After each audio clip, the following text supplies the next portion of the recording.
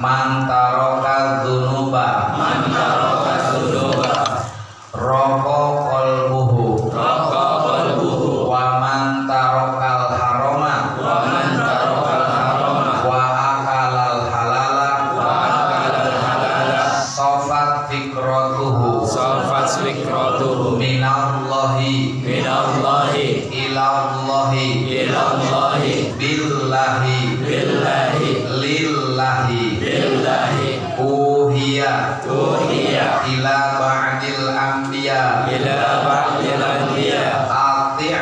ati'ni fima amartuka wala ta'sini fima nasahtuka. Cukup 2 makalah karena masih ada Tafsiratul Thalibin. Kita kembali ke pembacaan makalah yang ke-18, bahwa sebagian ulama ahli makrifat mengatakan man taraka dzunuba raqa qalbuhu, barang siapa meninggalkan dosa maka hatinya lembut. Jadi selama ini manusia hatinya keras lantaran banyak dosa. Dan ketika kita belum bisa meninggalkan maksiat, belum bisa meninggalkan dosa, maka sampai kapanpun hati kita tidak akan bisa lembut. Kenapa? Karena dosa itu ibarat perangkat. Perangkat juga kalau nempel maka tidak akan bisa lembut. Badan kita kalau banyak perangkatnya maka gatal. Tidak ada kenyamanan, tidak ada ketenangan. Maka oleh karena itu, apa sih dosanya yang menyelimuti manusia? Tentu saja banyak. Tidak akan terhitung dosa kalau kita ingat dari mulai bangun tidur, sampai bangun, sampai tidur lagi. Mungkin mata kita tidak maksiat, kadang-kadang telinga kita tidak maksiat, kadang-kadang pikiran. Kita ada di rumah, nggak ada di pasar, nggak ada di mall, nggak ada di taman, di rumah, tapi kadang-kadang kita berpikir macam-macam, berhayal yang tidak-tidak. Ini juga termasuk maksiat. Kaki kita melangkah ke jalan maksiat, itu maksiat. Bibir kita kadang ngomongin orang, ini juga masih maksiat. Maka oleh karena itu, bagaimana kita bisa meninggalkan dosa? Maka ganti pikiran-pikiran yang kotor. Tidak boleh ada hasud, tidak boleh ada iri, tidak boleh ada dengki. Maka bagaimana caranya? Caranya diganti, yaitu dengan nasihat. Jadi supaya sehat harus ada nasihat, karena nasihat itu akan menyirami hati manusia, dan kalau sudah disiram hatinya, insya Allah tumbuh dan subur sehingga akan menerima nasihat agama. Ya. Kemudian yang kedua, dan barang siapa meninggalkan perkara yang haram serta memakan yang halal, maka cemerlang pikirannya. Yang biasanya makan daging-daging yang diharamkan, tinggalkan. Yang biasanya minum-minum yang diharamkan, tinggalkan. Kenapa? Karena kalau dia mengkonsumsi makanan dan minuman yang diharamkan oleh Allah, jelas tidak akan pernah pikirannya cemerlang. Supaya pikiran cemerlang, kata ulama, harus memakan yang halal, harus tinggalkan yang haram. Biasanya saya kopi miring, Pak Ustaz, ganti kopi. Biasanya AO, Malangga, anggur, ganti teh manis. Kan mantap tuh. Ya. Biasanya daging babi ganti daging buyang. Kalian kan. Biasanya daging-daging yang diharamkan oleh agama ganti, masih ada bebek, masih ada ayam, masih ada ikan, masih ada yang lain-lain. Kenapa? Karena Allah Subhanahu setiap larangan itu ditabrak pasti akan terjadi penyakit. Kemarin kan viral orang-orang yang makan kelelawar, orang-orang yang makan ibaratnya sembarangan cacing yang diharamkan, akhirnya kan timbul wabah, timbul corona, timbul virus. Itu sebabnya gara-gara orang memakan apa yang diharamkan oleh Allah. Gitu. Ya. Tidak ada Allah Subhanahu wa taala memberikan larangan kecuali akan ada efeknya. Dan ini adalah kebijaksanaan, tapi aneh manusia malah melawan daripada aturan yang sudah ditentukan. Padahal Allah menginginkan hamba-hambanya yang terbaik. Tidak pernah Allah memberikan jalan yang buruk, menjerumuskan sentimen dolim kepada manusia. Tapi karena manusia itu sendiri telah mendolim dirinya sendiri. Allah sampaikan ini. Walakin li anfusikum yadlimun. Allah. Tetapi dia telah berbuat dolim terhadap dirinya sendiri. Ketika kita memakan yang haram, berarti telah mendolim diri sendiri. Tidak ada orang dirugikan, tapi dia merugikan dirinya sendiri. Tidak ada dosa buat orang lain, tapi dia berbuat dosa untuk akibatnya sendiri. Memang dosa itu tidak Allah perlihatkan di alam dunia. Siapapun kita di dunia nggak pernah bisa tahu seperti apa rupa dosa. Begitupun sebaliknya, tidak akan pernah tahu seorang pun seperti apa gambaran tentang pahala. Emang pahala seperti apa? Nggak ada yang tahu. Emang dosa seperti apa? Nggak ada yang tahu. Tapi orang akan tahu meskipun tidak dengan kata-kata, dengan keyakinan yang ada. Kenapa? Wabil akhirati hum yuqinun. Kalau orang yakin dengan akhirat, maka dia akan cari pahala. Maka orang tidak mau cari pahala karena dia belum yakin terhadap kehidupan akhirat. Coba orang kalau udah ingat akhirat, yang tak sembahyang, yang tak ngaji, yang tak yasinan, yang tak mau tahlilan, karena mengingat akhirat. Maka setiap ada orang meninggal dunia harus dijadikan dalil bahwa ini juga hidup seperti kita. Berarti kita pun akan menyusul, cepat atau lambat, sehat atau sakit, muda atau tua, kullu nafsin dha'iqatul maut. Jadi kalau orang ingat ke situ, insya Allah kita akan punya persiapan. Kita lihat keterangan di bawah. Tinggalkan dosa, niscaya hati Anda suci dan Anda pasti mengenal Allah dan dirinya sendiri. Selama ini kita tidak mengenal diri kita, apalagi mengenal Allah. Maksud kenal di sini artinya sebagaimana kita dengan anak, sebagaimana kita dengan istri. Komunikasi. Begitulah orang yang kenal sering komunikasi. Lalu kita komunikasinya bagaimana? Itu Allahu Akbar, Bismillahirrahmanirrahim, Alhamdulillahirabbil alamin. Ini komunikasi kita dengan Allah. Karena kenal. Coba yang nggak kenal, begitu enggak?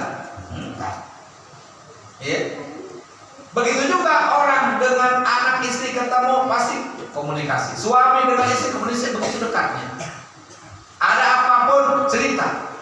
Begitulah kita dengan Allah.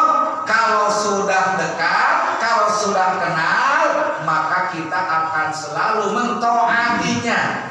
Kenapa selama ini tidak mentaatinya? Karena belum kenal. Maka kenalilah Allah, niscaya kita akan kenal dengan diri kita sendiri. Siapa itu Allah? Siapa dia? Apa hak Allah? Dan apa kewajibannya? Dari mana dia? Dan kemana? Serta kepunyaan siapa? Artinya dipertanyakan, kita ini yang diciptakan Allah siapa? Mau kemana? Nah, ini harus ada jawab. Harus ada jawaban. Maka jawabannya di bawah. Ketika manusia ditanya, Anda siapa? Anda dari mana? Asal-muasalnya. Sering kita dengar orang ngomongnya, "Woi, gua anak sini, gua ini pribumi, semua nggak ada pribumi, nggak ada anak mana modal," kayak gitu. Bener nggak? Semuanya bakal mati.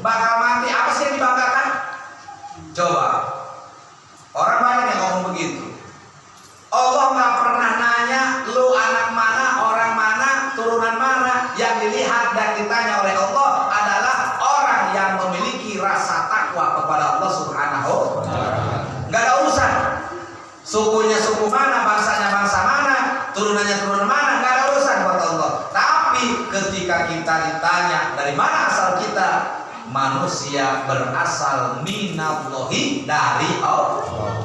Berarti kalau Allah tidak menciptakan kita, tidak menciptakan ibu bapak kita, tidak menciptakan nenek kakek kita, mustahil adanya kita. Berarti adanya kita karena adanya orang tua. Gara-gara orang tua kita nikah, kawin, lahir kita. Gara-gara nenek kakek kita kawin, nikah, lahir ibu bapak kita. Dan kita pun sama akan terus melahirkan putra putri, akan terus punya keturunan. Iya, cuman hati-hati. Bagaimana cara kita untuk punya keturunan? Agama telah mengurus kita. Bagaimana caranya? Caranya adalah 3 huruf nun kaf ha, yaitu nikah.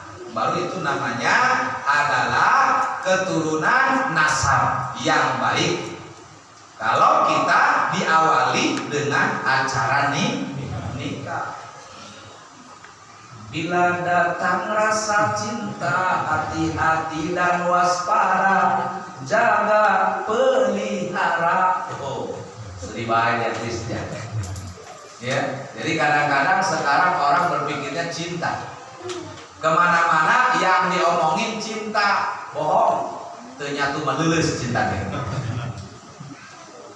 Yang udah rumah tangga mah udah nggak ngomong cinta lagi, please. Yang bicara cinta malah anak muda doang. Anak muda doang ngomong cinta mah. Orang tua mah udah ngomongnya PSBB. Pemajikan stres bias-bias. Ya, itu. Maka oleh karena itu kita datang dari Allah. Terus setelah kita diadakan, diciptakan oleh Allah, mau kemana kita nantinya? Karena kita ini adalah sesuatu yang tidak ada, kemudian ada. Setelah ada, bakal kembali tidak. Jadi ngomongnya bolak-balik supaya ngerti ini ilmu tauhid. Pertama kita tidak ada. Ibu kedengaran nggak Bu? Pulang ngelamun Bu. Jangan ngelamun di belakang hordeng. Jadi kita ini awalnya tidak ada awalnya. Pak Haji Nana nggak ada tadinya. Misalnya Pak Haji Nana lahir tahun berapa, tahun sekian, berarti sebelum tahun sekian belum ada. Nah ketika datang tahun sekian lahir Pak Haji, nanti akan tidak ada, maka manusia tercatat 2 kali tidak ada. Tuh adanya cuma sekali. Maka kalau tidak percaya, lihat di kuburan, ada di batu nisan tulisannya lahir tanggal sekian tahun sekian, wafat lahir sekian tahun sekian. Jadi ditulis antara datang dan pergi.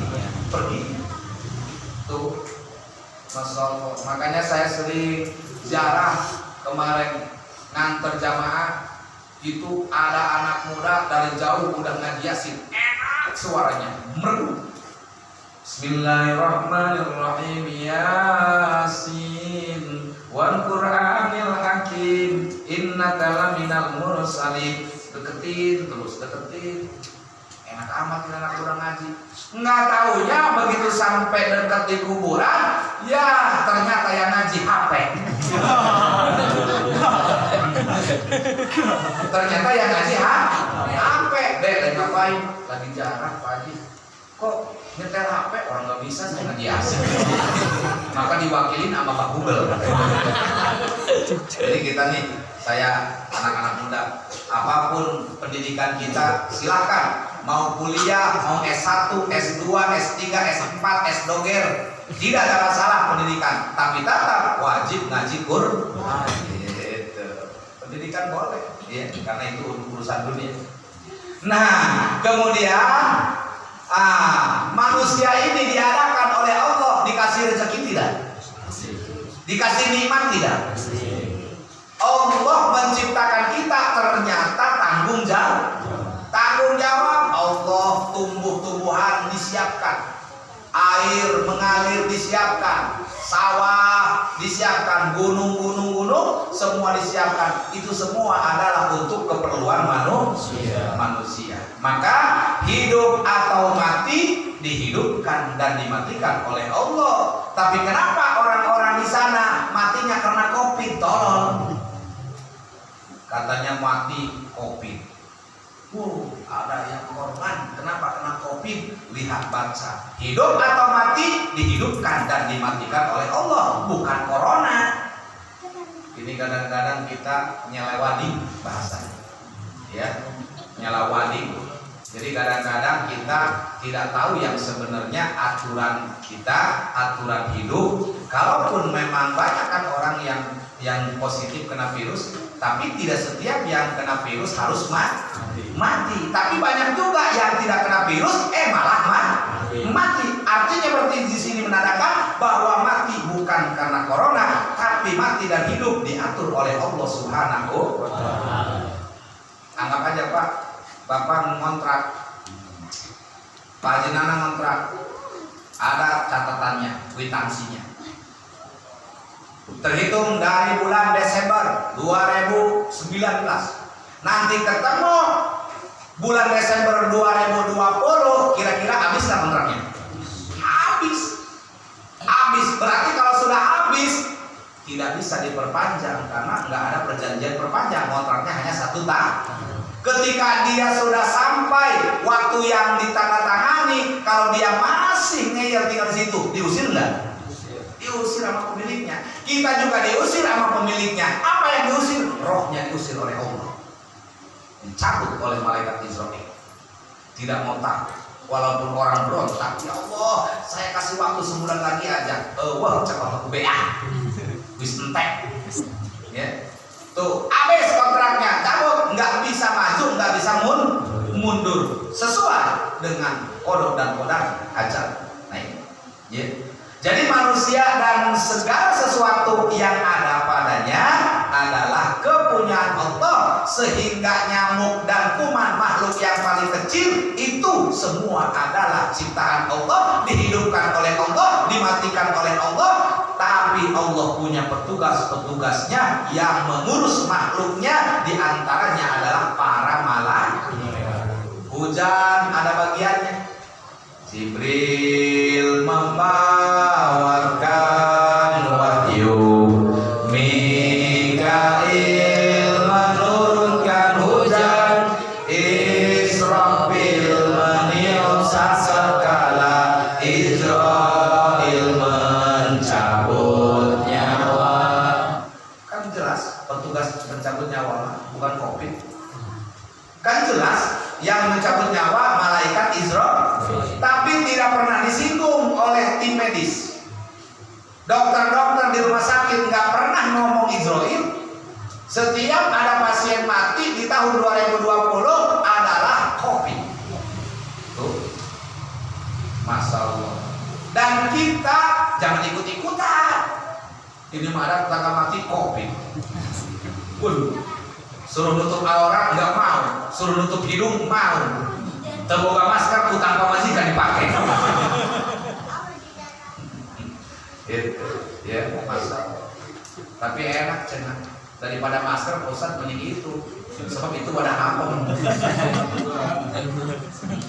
Ya. Jadi itu diantaranya semua punya Allah, dan kita tidak punya apa-apa karena kita hanya ada satu di antara kehidupan manusia, amal. Roh ini bukan milik kita, hanya kita dititipi. Jasad aja, ini jasad yang ganteng-ganteng, yang cantik-cantik, ini kita, ini bukan milik kita, kita hanya pinjam sebentar. Nanti kalau sudah habis kontrak, rohnya dibawa, jasadnya disedekahkan oleh Allah kepada cacinta. Lalu kita bawa apa? Kita hanya bawa amal. Itu juga kalau punya, kalau tidak, nangkep burung kita. Mau balik-balik mana? Jasad udah nggak ada, disedekahkan sama cacitan. Rohnya sudah dibawa oleh Allah, tapi kita tetap roh akan dimintai pertanggungjawaban. Ya. Kemudian nasihat yang ke-19, uhiya ila ba'dil anbiya atini fima amartuka wala taksini fima nasabtuka. Telah diwahyukan kepada sebagian para nabi, taatlah kau kepadaku berwasiat kepada para nabi dan rasul. Dan pada apa yang aku perintahkan kepadamu, wajib nabi dan rasul menyampaikan tabligh namanya. Kenapa? Karena setiap rasul wajib memiliki 4 sifat, yaitu sidik, amanah, tabligh, paton. Kemudian janganlah kau durhaka kepadaku, kata Allah, dan pada apa yang telah aku perintahkan kepadamu. Maka apapun yang diperintahkan Allah kita tidak melaksanakan, ini namanya durhaka. Sama orang tua nyuruh, anak tidak mau, durhaka. Tapi durhakanya bukan kepada Allah, durhakanya kepada ibu. Tapi karena ibunya murka, kemudian Allah pun ikut murka. Ketika anak ini soleh dan soleha, lalu orang tuanya senang, lalu dia ridho kepada anaknya, maka kembali Allah juga ridho. Nah, jadi ngajinya begitu. Ridhonya orang tua, ridhonya Allah, berarti ridhonya orang tua. Dari mana Allah ridho kalau orang tuanya tidak ridho? Maka oleh karena itu, apa yang kita cari ada 2. 1 dari manusia, 2 dari Allah. Karena kita sama asal muasal dari manusia, dari Nabi Adam alaihis. Nabi Adam sekarang tinggal cerita, Siti Hawa sekarang tinggal cerita. Kenapa diceritakan? Karena tidak ada. Biasanya banyak disejarahkan dan diceritakan kalau orang sudah tidak ada. Tidak. Kalau orang udah nggak ada, pasti rame. Semuanya, apalagi artis. Artis waktu masih hidup biasa-biasa saja, rame media cerita, ya. Maka oleh karena itu, ini adalah manusia berasal dari satu jenis min nafsi wahidah wa khalaqa minha zawjaha wa basa minhuma rijalan katsiran wa nisaa. Gara-gara Nabi Adam diciptakan oleh Allah dari lapisan warna tanah, sehingga dibentuklah wujud tubuh Nabi Adam, dibuat dari unsur-unsur tanah yang ada. Makanya sekarang tanah macam-macam. Ada tanah merah, ada tanah pasir, ada tanah sereal, ada tanah bak, ada tanah tinggi. Ya, itu semua tanah. Makanya tanah beda-beda. Makanya kulit manusia juga beda-beda. Tuh, ada yang namanya black sweet. Mantap tuh. Ya. Habis ada sweetnya, tinggal blacknya. Ada yang sawo matang, ada yang kuning langsat, ada yang putih. Aya anu geneuh. Bahasa Jerman kan. Macam-macam, sehingga tujuannya apa? Lita'arrafu, agar saling mengenal, saling paham, saling komunikasi, saling tukar pikiran dan sebagainya. Maka ini semua adalah Allah yang mengatur kepada manusia, dan manusia wajib mengikuti apa yang menjadi perintah dan larangan Allah Subhanahu wa ta'ala. Ma'asyiral muslimin hadirin jamaah rahimakumullah. Mohon maaf, tafsiratul thalibinnya tidak bisa diaji karena saya masih ada 2 tempat. Satu di Al-Ansariyah, yang kedua ada maulid juga di pasar stasiun. Maka oleh karena itu, alhamdulillah, mudah-mudahan saya mohon doa agar diberikan kesehatan, sehingga bisa tetap melaksanakan tugas dan kewajiban. Dan saya juga mendoakan kepada jamaah semua, Bapak Ibu, mudah-mudahan diberikan sehat, diberikan umur panjang yang barokah, serta kita semua dijadikan orang-orang yang husnul khotimah. Adanallahu wa iyyakum ajmain. Wassalamualaikum warahmatullahi wabarakatuh.